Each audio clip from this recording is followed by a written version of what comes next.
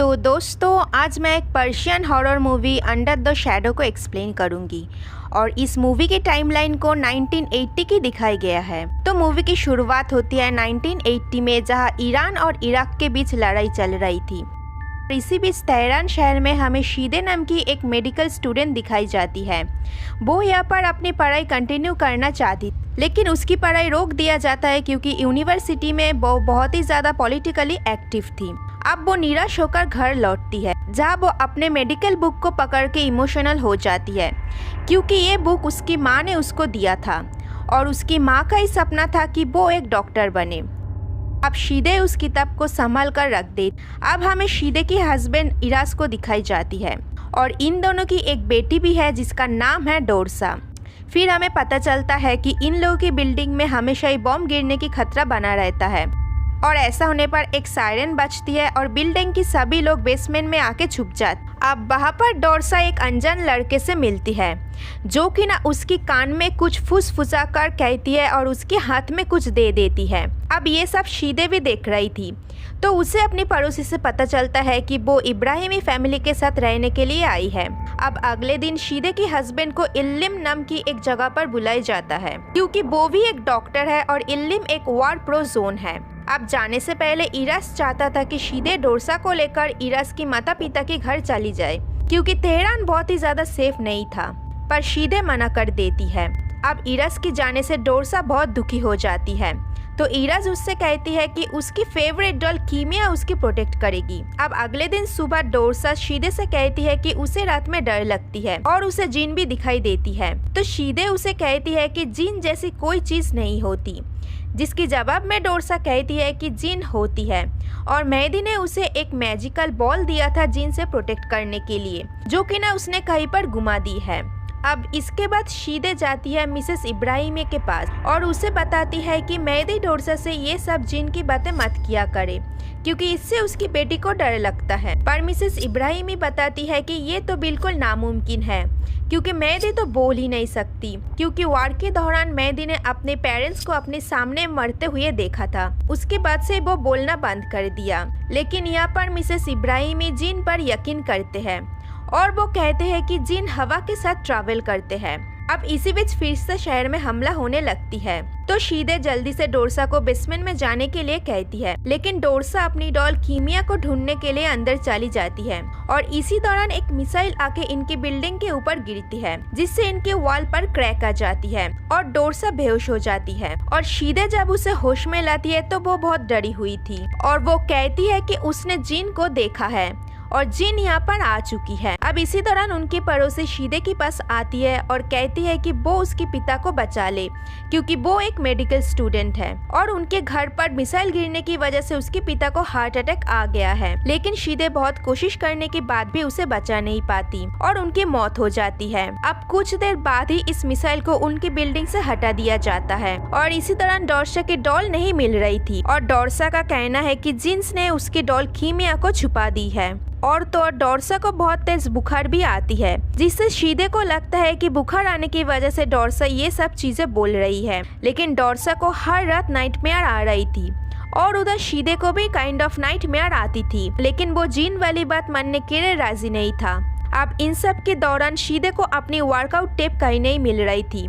उसे लगता है कि डोरसा ने उसे लिया है, लेकिन डोरसा का कहना है उसने उसकी टेप को नहीं देखा। फिर इनके घर मिस्टर बरजाती की बेटी शीदे से अलविदा कहने के लिए आई थी क्योंकि वो यहाँ से जा रही थी और उनका कहना है कि उसके पिता की मौत मिसाइल गिरने की वजह से नहीं हुआ है, बल्कि मिसाइल गिरने के बाद कुछ भयानक चीजें देखने की वजह से हुआ था। और डोरसा भी हमेशा कहती रहती है कि उसकी डॉल कीमिया वहाँ ऊपर वाले कमरे में है। अब उसी रात शीदे को अपने पास बिस्तर में इराज दिखाई देती है जो कि ना शीदे को यूजलेस कह रही थी, लेकिन तभी शीदे को रियलाइज होता है ये बस उसकी एक विजन है और तभी अचानक से इराज गायब हो जाती है। तो वो डर से अपने पड़ोसियों को बुलाती है वहाँ चेक करने के लिए, लेकिन वहाँ कोई नहीं होता। अब अगले दिन डस्टबिन में शीदे को अपनी वर्कआउट टेप मिलती है, तो उसे लगता है कि ये काम डोरसा का है। लेकिन डोरसा ऊपर वाली कमरे में पहुंच जाती है क्योंकि उसे लग रहा था कि उसकी डॉल कीमिया वहीं पर है। फिर शीदे किसी तरह उसे संभालती है, लेकिन वो उसकी बिहेवियर से बहुत ही ज्यादा परेशान हो गई थी। लेकिन फिर भी शीदे इस अपार्टमेंट को छोड़कर जाना नहीं चाहती थी, तो वो अपने रेंट देने मिसेस इब्राहिमी के पास जाती है, जहाँ मिसेस इब्राहिमी जीन्स के बारे में बताती है कि वो लोग हवा के जरिए ट्रैवल करते हैं और अगर उन्हें किसी को पोजेस करना होता है तो वो लोग उस इंसान का कोई खास चीजें चुरा लेती है। और यहाँ पर वो खास चीज था डोरसा के लिए उसका डॉल कीमिया। फिर शीदे आके किताबों में जिन के बारे में जानने की कोशिश करते हैं, तो तभी उसे पता चलता है कि उनके पड़ोसी भी फ्रांस में शिफ्ट हो रही है। और अब तो शीदे को भी हर रात नाइटमेयर आ रही थी और उधर डोरसा का भी तबीयत बहुत ही ज्यादा खराब हो रही थी। तो शीदे उसे लेकर डॉक्टर के पास जाती है, लेकिन कुछ ज्यादा फायदा नहीं होता। फिर वहाँ से लौटते समय उसे रास्ते में मेहंदी मिलती है, जिसको वो अपने कार में लिफ्ट दे देती है। फिर अचानक से मेहंदी पूछता है कि क्या उसको अपनी डॉल कीमिया मिल गई है, पर ये कैसे हो सकता है, मेहंदी तो बोल ही नहीं सकता। फिर शीदे को पता चलता है कि मिसेस इब्राहिमी की फैमिली भी इस अपार्टमेंट को छोड़कर जा रही है। अब इस बिल्डिंग में सिर्फ वो और डोरसा ही बची है। अब घर आके शीदे भी डिसाइड करती है कि वो दोनों यहाँ से निकल जाएंगे, लेकिन डोरसा उसकी डॉल के बिना कहीं नहीं जाना चाहती। तो शीदे गुस्से में आके उसकी डॉल को खोजने लगती है और इसी बीच सायरन बजने की आवाज़ सुनाई देती है, तो वो दोनों बेसमेंट में जाके छुप जाती है, जहाँ शीदे डोरसा से कहती है कि आज रात वो उसके साथ सो सकती है। अब रात को सोते समय शीदे को अपने कमरे में एक अनजान आदमी दिखाई देती है और शीदे की देखने पर वो आदमी भाग जाती है और उस छत की क्रैक के अंदर जाके छुप जाती है। और उधर डोरसा कमरे में किसी से बात कर रही थी। शीदे के पूछने पर डोरसा बताती है कि वो एक लेडी से बात कर रही है और उस लेडी को पता है कि उसकी डॉल कीमिया कहाँ पर है। इन सब चीजों की वजह से शीदे बहुत डर जाती है, तो वो डोरसा को लेकर अपार्टमेंट से भाग जाती है। लेकिन उसे रास्ते में पुलिस वाले पकड़ लेती है क्योंकि उसने हिजाब नहीं पहनी थी और उस समय ईरान में बिना हिजाब के बाहर निकलना एक बहुत बड़ा कानूनी अपराध था। तो पुलिस स्टेशन में उसे वार्निंग देकर छोड़ दिया जाता है। अब शीदे डोरसा को लेकर अपने अपार्टमेंट में वापस आती है और फिर से वो उसकी डॉल कीमिया को ढूंढने लगती है और इसी दौरान उसके दरवाजे पर कोई नॉक करता है। तो शीदे जब पीप होल से देखती है तो उसे कोई भागती हुई नजर आती है, लेकिन बिल्डिंग में तो उन लोगों के अलावा कोई नहीं था। तो शीदे दरवाजा खोलकर बाहर निकल कर देखने लगती है और जब वो पीछे मुड़ती है तो उसे एक घोंसले फिगर दिखाई देती है, जो कि ना तेजी से दरवाजे के अंदर घुसकर उसे बंद कर देती है। लेकिन डोरसा अंदर अकेली थी, तो इसलिए शीदे जोर जोर से दरवाजे को पीटती है। फिर डोरसा आके दरवाजा खोलती है और बताती है कि ये वही लेडी है जिसके साथ वो बात किया करती है और जिसको पता है कि कीमिया डॉल कहाँ पर है। और तो और वो लेडी उससे ये भी कहती थी कि शीदे एक अच्छी मॉम नहीं है और उसने ही उसकी डॉल कीमिया को कहीं छुपा कर रखी है क्योंकि वो उसे बिल्कुल भी प्यार नहीं करती है। और डोरसा भी इन सब बातों में यकीन करके उसकी माँ के ऊपर चिल्लाने लगती है। तो शीदे उसे एक थप्पड़ मार देती है, जिसके बाद डोरसा नाराज होकर शीदे से लड़ने लगती है।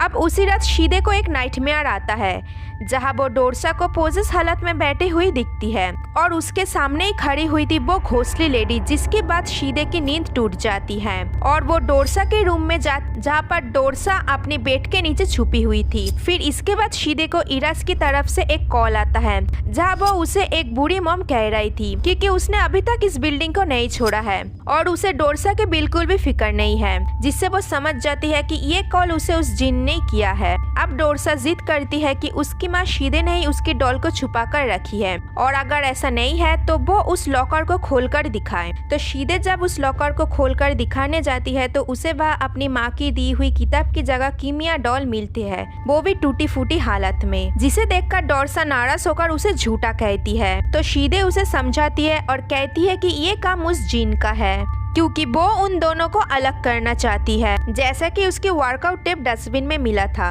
और शीदे को लग रहा था कि ये काम डोरसा का है। फिर शीदे उसकी डॉल को टेप से जोड़ देती है।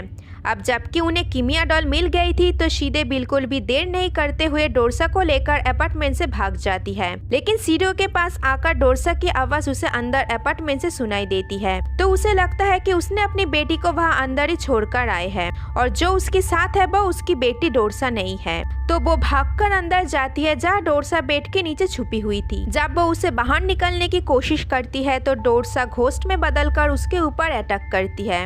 इससे वो समझ जाती है कि असली डोरसा तो वहाँ सीढ़ियों के पास ही है। तो वो किसी तरह वहाँ से बाहर निकलकर सीढ़ियों के पास आती है जहाँ वो देखती है कि डोरसा फिर से किसी से बात कर रही है और वो डोरसा को शीदे के खिलाफ भड़का रही थी, जिससे डोरसा शीदे से कहती है कि उसने फिर से उसको अकेला छोड़ दिया। इसका मतलब वो लेडी सही कहती है कि शीदे उसे बिल्कुल भी प्यार नहीं करती, लेकिन शीदे किसी तरह उसे मनाकर अपने पास लेकर आती है और जब डोरसा उसकी तरफ बढ़ती है तो वो घोस्ट उसे अपनी चादर में लपेट लेती है। फिर शीदे भी उस चादर के अंदर घुसकर किसी तरह डोरसा को बचाती है। फिर जब ये लोग बाहर निकलने की कोशिश करती है तो शीदे जिस जगह खड़ी थी वो दलदल में बदल जाती है और शीदे अंदर घुसने लगती है।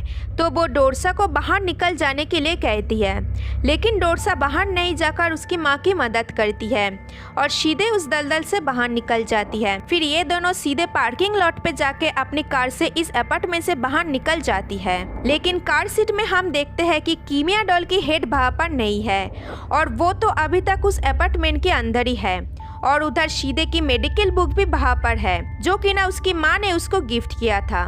यानी कि इन दोनों की खास चीज़ें अभी तक वहाँ पर है। मतलब इन सब चीज़ों के जरिए जीन अभी भी हवा के साथ ट्रैवल करके इन दोनों के पास पहुँच सकती है और इसी के साथ ये मूवी ख़त्म हो जाती है। और अब मिलते हैं अगले वीडियो के साथ, तब तक टाटा।